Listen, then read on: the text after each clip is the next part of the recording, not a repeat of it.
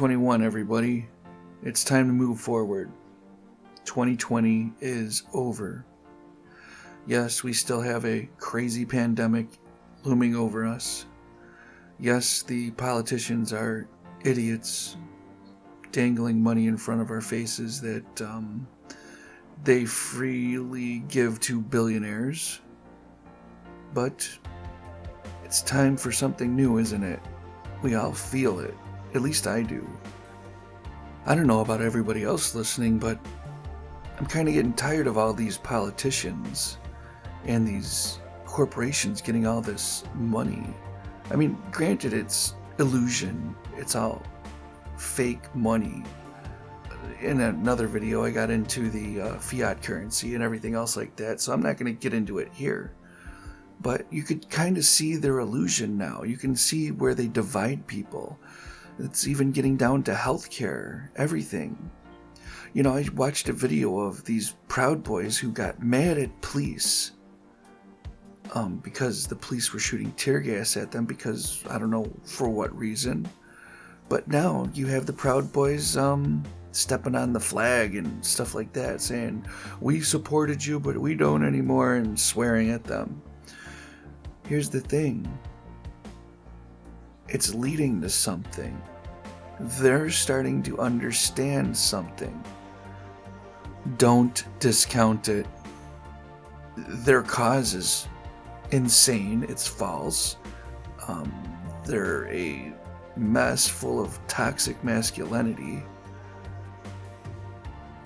But understand, the same people that they've been sticking up for are stepping on them. And this leads me to this current talk that I want to have about division. How long have we really all been divided, and why? Why are we divided? If they're not dividing us on religion, they're dividing us on economics. If they're not dividing us on economics, they're dividing us through politics. If they're not dividing us through politics, they're dividing us on the way we look or our genders. Like, it should even matter to anybody. You know, it's the way so many people have been raised in this illusion. It's all a lot of people have been brought up to know. It's ingrained in a lot of people. It's how society molds people to be against each other. They've got everyone so divided that we're all fighting over illusions, from money to all kinds of stuff. Class, race. I mean, just check out Congress and the Senate. They're fighting about who gets what money. They're corporations or the people. You know, they've got us so divided. We're fighting. They're fighting about an illusionary monetary system backed by absolutely nothing but fictional narratives of predictable scarcity. They're dividing us all up. We could have so much more, but we don't. We could have a society of love and compassion for each and every life on this planet, but we let them into our heads and we obey. But is it our fault? I mean, we're literally bombarded by messages of division day in and day out. And I guess a lot of this message is going to probably the right wing at this point. It's time to drop the differences we hold against others, isn't it? It's time to move into a better future and have some unity. The differences that divide us are based on economics, religion, race. They manipulate and control the narratives to their benefit. Those people at the top. Not ours, not mine. It's not benefiting me, it's not benefiting you. You guys, anybody can scream communism and socialism all they want, but it doesn't change the fact that the government's handing out money to billionaires and the rich. It doesn't matter what political spectrum you're in, you're affected. We don't live our best lives, do we? Because of what? crushing debt. Some people are able to. Some people are having the time of their lives. But most of us are suffering, aren't we?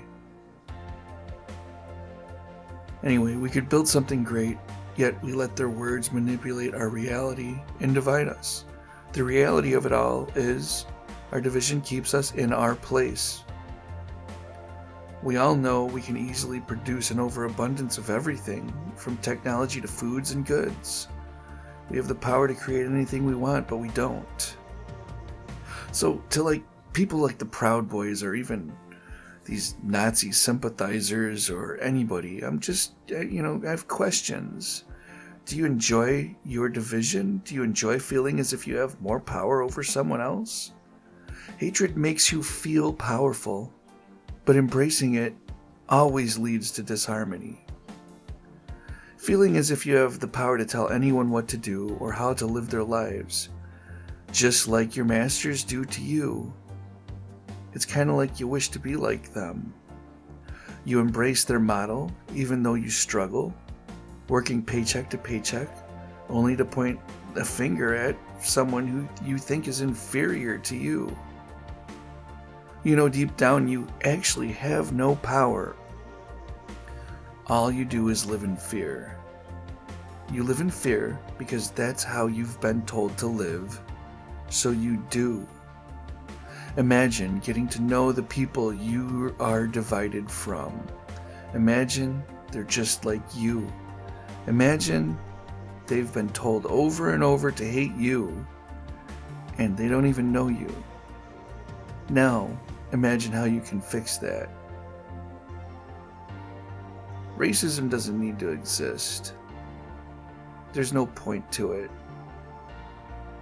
But anyways, it's just some thoughts on moving forward.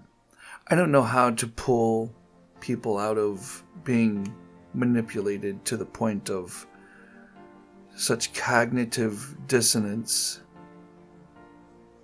I really don't. But I am going to be starting a self-help section on this channel. I think I have some unique perspectives I'd like to share on what has happened to me in the past, and sometimes we can draw up on the past and use it in the now, in the present moment, to better ourselves. And I think that's what a lot of people, even on the left, need to learn to do. The finger pointing has to stop. The drama has to stop. Hurting one another has to stop.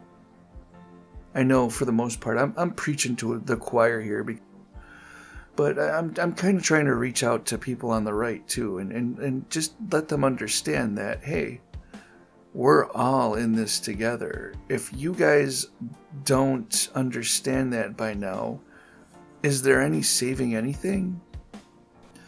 When I was younger, I was sitting in Denny's and I was playing chess with a friend, trying to be intellectual. Kind of funny, but a Nazi came in and he was trying his recruitment. He's handing out his business card.